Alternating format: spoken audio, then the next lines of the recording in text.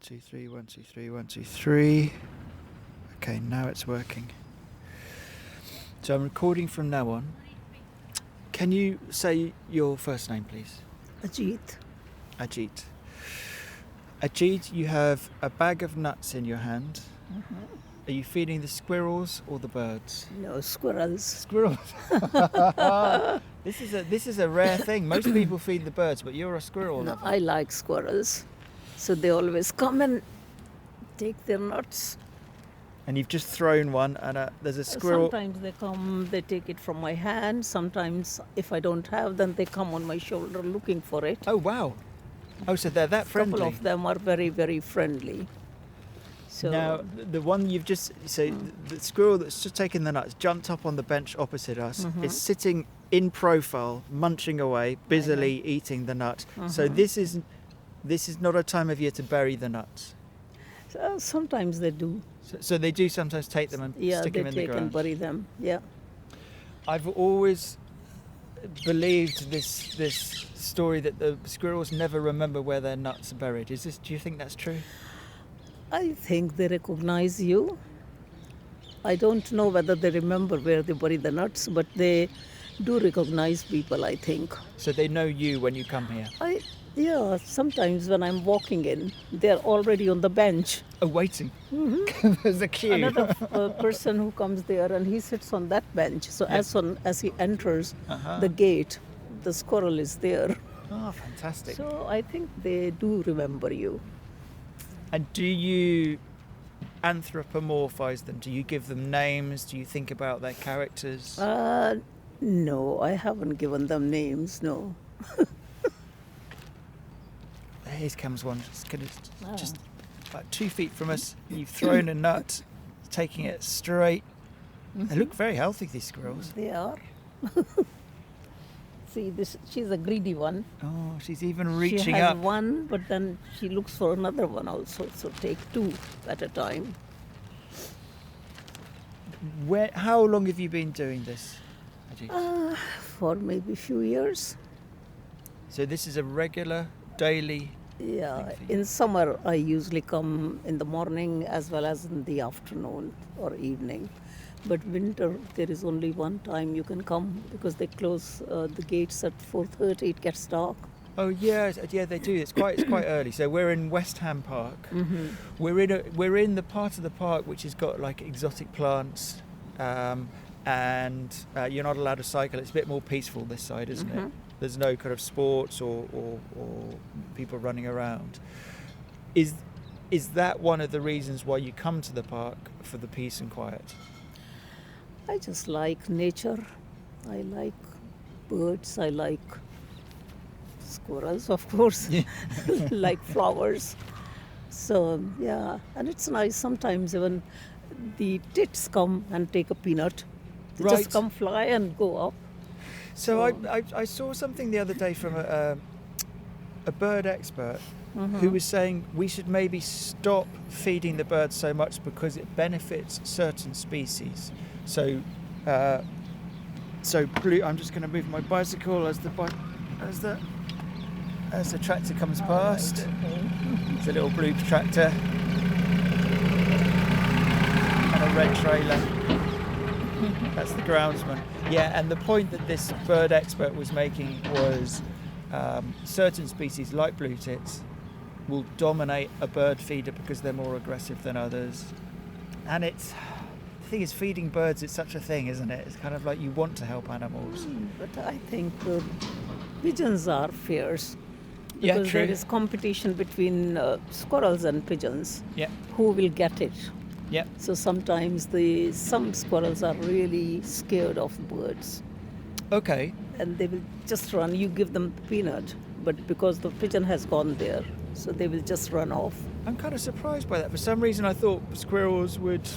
No, it's maybe the baby squirrels who are not so experienced are like human beings. Some people are really very courageous.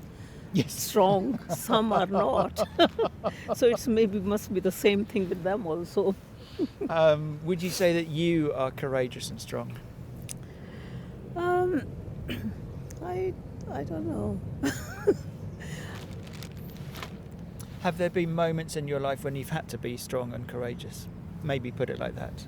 You sometimes, but most of the times I'm a normal person, Yeah. and I haven't had too many problems to really say I am strong or not. Mm. So life is quite nice. I can imagine if you have a life that allows you to come to the park, to feed the squirrels, to sit here and contemplate nature, you have quite a calm life. Mm-hmm. And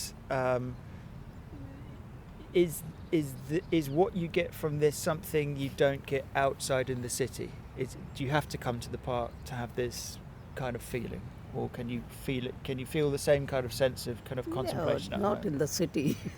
Cities are mostly crowded. Yeah. So no, I don't like going to the city much. Used to go, but no, not now. Just I go to my gurdwara, which is Is that your temple? my temple, Yeah. which is just here. So I go in the morning there, and then from there I come here, spend a couple of hours, then go home. Or sometimes, like most of the days, we go to the centers, maybe chair-based exercise, different centers where they have singing, dancing. Like sports centres or health centres? No, it's just a social club, you can say. So people will have tea, coffee, and they meet each other, they're singing, dancing. Mm-hmm. That sounds and then very they positive. have lunch. Yeah, it's very nice, and they do some exercise also. So meeting up in a sort of in a group is part of your week. You always make sure you have some group activities. Mm-hmm. And we go to a center in Ilford, Right. and in summer they have away day to seaside trips also. Oh, nice. Then they have maybe a couple of trips abroad. Right. And Tuesday is another group where they do yoga. Mm-hmm. Wednesday is 1 week is center in East Ham. Right. So they have the same thing: exercise, singing, dancing, music, lunch. So that's nice. What else? Another Wednesday we go to Stratford, exercise, chair-based exercise. So Stratford Stratford, which is the main sort of shopping area north of library, where we are here. No, Stratford Yeah. Library. Stratford Library, right. Thursday, again, there is a group, again, meeting people, singing, dancing, having lunch, and come back home. Friday, chair-based exercise in what? East Ham Library. This is all very meditative. So 5 days are busy. And rest of the time in the park. That's lovely. You say that you go to the temple regularly. When you go to the temple, are you exploring? Are you curious, or are you just reinforcing the beliefs that you already have? I think it's just a religious place. It's nice to go there, pay my homage. Then, in the beginning, I used to go at 7 o'clock, listen to the prayers, also music, Right. singing from the religious book. So singing is part of Yes. the service, or Kirtan, we call it Kirtan. Right. So we have Guru Granth Sahib, Mm-hmm. which is like they have Quran, Bhagavad Gita, Bible. Mm-hmm. So ours is Guru Granth Sahib. Your holy book, essentially. So they do kirtan or sing with the musical instruments from the book. Now, is this the instrument that it looks a bit like an accordion? You pull it backwards and forwards. Harmonium. Harmonium, Yeah. yes, Yeah. and tabla, drums. Right. So, but now I go late, so there is no kirtan, but they have got cassettes, kirtan on the tape. Right, so they'll play the music if someone's Yeah. not there to play it live. So, and then we get prasad, and then have some breakfast there. Okay, so food is part of the worship, There or is is that always in Gurdwara. If you go, you can have food also. So they will have lunch also, breakfast, dinner. Yeah, I've seen this. So this is a Sikh temple, isn't it? Sikh temple, yeah. And food and community gathering is Is- part. It's a bit different from people in the Church of England who go to a church service and then leave and then go home. Yeah. With you, there's more social More built in social. also. Does that happen within the same space, or do you move to a different room for the food and the? Yeah, prayers are upstairs, and the food, langar hall. It's called langar hall. Yeah. That is on ground floor. Right. So, and then 3 times a year, they have prayers day and night, Right. like 7 days. They will start now on 2nd of February. So they will have the reading the Guru Granth Sahib, some prayer for 7 days and nights. So the food goes on the whole time. And it's 2 ladies, or no, so one person does 2 hours prayers, and then second one take over, then third one, so they keep changing. So that happens in now February, and then in June again, it will be again for 7 days. And that started after, I don't know whether you know about it, so the Indian government had attacked the Golden Temple. Yes. Yeah, Well, in I'm those days, familiar yeah. with that story. So that was that in the 1980s, was it? Yeah, Something like that. 1984 or something. So since then, they have started Sukhmani Sahib. Sukhmani means the peace, beads of peace. Right. So that is a long, big prayer. It takes about 1.5 hours to complete one prayer. And that's kind of commemorating that event, Yes, but also it's putting for it in peace. the context of peace. It's Peace, like, yeah. And you mentioned the fact that there were women who were reading it too. Do men and women have an equal part to play in a Sikh temple? They have, but this thing, it's mostly women arrange it. Okay. So, but men can go and listen to it. Yeah. Everybody can go, Yeah. anybody. And sometimes they don't find enough ladies, then the men can also do the prayer. So they have equal part, yeah. And what about the in terms of ages and the generations? When you go to the temple, is it mostly people who are elderly, or do you also have people at all stages of life? Do you have children at the temple? I think all ages. Yeah. But children, they come, but sometimes, here, children don't understand Punjabi. Right. They speak English, so they find it difficult to understand. But there are times when I think they talk in English also, so the children can understand, and they have some special programs also. And children also learn kirtan. Music. The holy Yeah. the holy music, or the music which goes along with the holy book. Yeah. And when these prayers take place 7 days, and there is I think, group of school children who have learned to read the holy book. So they also do for 2 hours that prayer on the last day. So that's very good. The children are also learning. Now, Sikhs within India live in a country with different faiths, different languages, different ethnicities. In this country, you mentioned the fact that there's Punjabi, there's English. That mixing of cultures must be something that you're used to if you come from India, because you come from a place where you have to coexist with lots of different, and then you come to this country in London specifically, where there's also lots of cultures and coexistence. Do you see the two countries as similar in that way, in that they are able to assimilate lots of differences, or do you see them as working in a different way, the British and the Indian attitude towards multiculturalism? I think it's different culture, but there are some good things in both, some faults in both. Yeah. So nobody's perfect, but I think there are some people I find it difficult. I don't know how they manage, because they can't even speak English, and but they have never mixed up with people. So but they have lived here for years and years and years. But I think it's a good thing to mix with people. In the groups that you go to, for the exercise, for the music, for the movement, and the socialising, what kind of mix of people do you get in those groups? Is it all is it people from all sorts of different parts of the world? Is it people of all ages? I think it's mostly for seniors. Mostly for seniors. Yeah.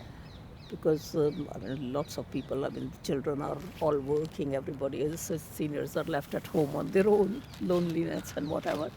So they get really support, and mostly, and it's mostly ladies, I think. But I was going to say, if the singing and dancing. Yeah, it's mostly. Sounds more like a... But then there is, in Subco group where we go, there is an Englishman who comes also. And he dances with us. I don't dance, we just are spectators. But people who dance, he really enjoys it. Fantastic. He sings also, he sings English song. So, yeah. So everyone contributes, everyone has to be ready to perform a bit and say, I'm going to bring something also. It's nice. You mentioned loneliness. Is loneliness part of your life also? Is that something that you are aware of in your life? No, I don't feel lonely. I'm quite happy with life. Time is just flies really, because I go to Gurdwara, then go to the centres, come home at about 2 o'clock, go to the park, go home about 4 o'clock. Then just have tea or something, and then watch some TV. There is some program from 4 to 6 from Golden Temple. Right. So maybe listen to that, those prayers and all, kirtan, and then I watch my Indian plays. Now, what is an Indian play? It's just like you might have EastEnders or whatever. Right. It's soaps. So Indian soaps. Are they dramatic? They are. They are. Lots of domestic conflict. Lots of things, lots of things go on. Well, they have lots of films also, Indian films, English films, whatever. But I just enjoy those serials. And you're talking about being active through the day and filling your day with various things. You're doing it alone, but that doesn't mean you're lonely. There's a difference between the two. You can be alone without being lonely. No, I don't feel such a culture. No, I don't feel lonely. I can be alone, but still I feel okay. Can you give any listeners listening any advice about how to achieve that point of being comfortable with being alone? Because I think there is a general discussion at the moment within society saying loneliness is a problem, and people have to do things to get rid of the loneliness. But you're saying it's not a problem to be alone. It doesn't actually, just because you're alone doesn't mean that you're overcome with negative thoughts. I don't know, but I think every person is a different person. Yeah. There are some people who cannot be at home, and they say, oh, I haven't spoken to somebody for a few days. We meet somebody here. I meet her and she's, oh my God, I had to come to the park because for a few days I haven't seen anyone and I had to get out of home. For me, I just quite happy at home. If I even don't talk to anyone, it's okay. So it may be, I don't know, maybe... Is it something that you've always had within you? I think 'cause maybe even from when you were a kid, you were happy just to be on your own. Well, it's different, really.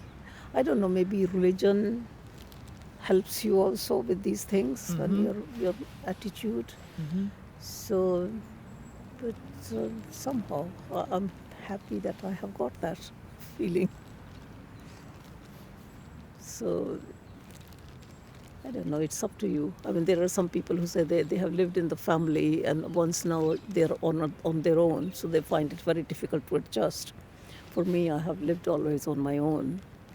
So that also makes a difference, I think. You're experienced? Yeah, experience. I've been, say, from India, I went to America on scholarship program. So I was there for about 15 months. Then I came here, got a job, worked here. Now I'm retired, so I'm enjoying life. That's it. You didn't want to stick in America? You couldn't stay there. Right, so it just wasn't an option. You had only for 13 months exchange program, Hmm. and then you had to go back home. So I came back here. So you must have been good at your studies and an intellectual in some ways to get the scholarship in the first place. Maybe lucky. What were you studying? What No, is I did social work. social And work? this program was for exchange program for social workers and youth leaders. So there were people from all over the world. So we had, I think, participants from different places. It's another squirrel just coming to pick up a nut. This one's really getting its fill today, isn't it? So you right. So you did your some of your training in America. Do they do a different? I did social work in India. Oh, in India. Yeah. Okay. And then I worked in different hospitals. Yep. And then they had this opportunity really to, and my supervisor or manager where I worked, she had been on this program. Mm-hmm. So she said, why don't you apply? So it's like a professional development. This will just give you It's just another exchange level program. of experience. Exchange program. So they have Americans can come to learn India. about India, Indians can learn about there. So Yeah. we lived in the host family for Oh, a right. month. So it's full-on immersion. For 2 weeks I lived with one family, Mm-hmm. American family. Mm-hmm. They were very nice, so we could understand them, they could understand us, learn about us. And then went to stay with another family for 2 weeks. And then we had a flat. So I shared the flat with one lady from South Africa. Right. And then another 9 months I shared the apartment with a lady from Holland. Oh, great. So lots of different cultures. Lot of So different you're cultures. Some people from Pakistan, some people they were from Israel, somebody from Arab countries. That's And interesting. So initially, I mean, they used to look at each other like this, not talk to anyone. yeah. But after that, I mean, they were really friendly. Yeah. So it was really bringing good relationship within people also. I mean, one of my friends, I mean, we became, got to know each other. He was South Indian, Mm-hmm. and they eat really spicy food, and he shared the apartment with a Japanese young man. Right. And I mean, they don't do anything, and they have bland food and all that. Right. And by the end, they invited, when we were leaving, they invited us for lunch. And Shigeru, his name was Shigeru, he just said, Jai, I think you need to put more chilies in this food. There is not So enough. he'd be converted. He was He'd be converted. So it's really, I think, very good experience. People getting to know each other and becoming friendly. People used to ask us question, Pakistan, India don't get along. How do you feel about these Pakistani? We said we are all human beings. We get along fine. It must also have been interesting if you're all coming from different social work backgrounds, because every culture has a different attitude towards social work. Did you find that people had quite different views about how to do the work that you were doing? Or are there similarities within each culture that, social work is always just catering for people who are left behind, people who are unable to fend for themselves? I think social work is the same, dealing with people's problems or looking at them, helping them. Yeah. I mean, as a social worker, are you a problem solver, or are you listening to problems? You listen to problems, But you don't necessarily solve and them. you help them also try and give different ways of what they can do. But determination is theirs. They have to decide what they want to do. Even if you know what would be best, you don't necessarily. No, you don't really. You can give them ideas, but don't really push them to do anything. Also, I think making arrangements, like I worked in mental health field, Right. so just really working with the families, giving them understanding about their patient or family member. Oh God, that was a challenging job.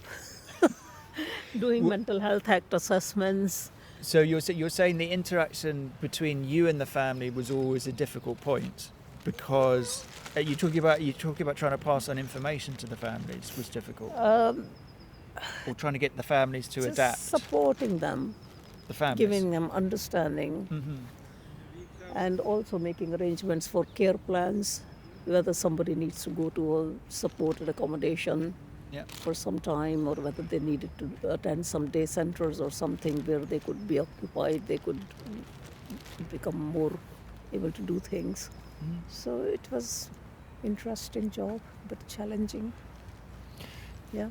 The challenge, I'm assuming, is something that you welcomed on some days, but on other days was Sometimes it was difficult. frustrating, very frustrating also. Like, say, people would get better, improve with medication and whatever they were taking. And then once they get better, they say, oh, I don't need it. So even if you say, please, you need to continue, but they would stop it. And then within, say, a few months, they will have a relapse and become again ill. So, and it's almost like you're starting again from Yes, square start one. again. So that was frustrating in some ways. But then, as you say, you can't force people to do No, things, you and you're trying can't. to encourage them to go in the right direction Yes, yeah. through their own decisions. Yeah. Yeah, so that is life. Yeah. And so after I retired, I decided I didn't want to do anything, no work, just enjoy life, Yes. So properly relax. relax. Oh, that's a nice. So you have welcomed retirement, and you have changed gear into retirement happily. It's Yeah, you, oh yes. you, Yeah. you don't miss what you used to do. No, don't miss. My personnel told me, don't apply for retirement. Wait, you might change your mind. I said, no, I have been living for this day. Also, I think with the time, I think it became more bureaucratic. The work was not what it used to be. So the job was changing around you, Changed a lot. and you were thinking, "It's not going in a direction I want, or that works with me." So you were just like, "Actually, this is a good time to get out." Yeah.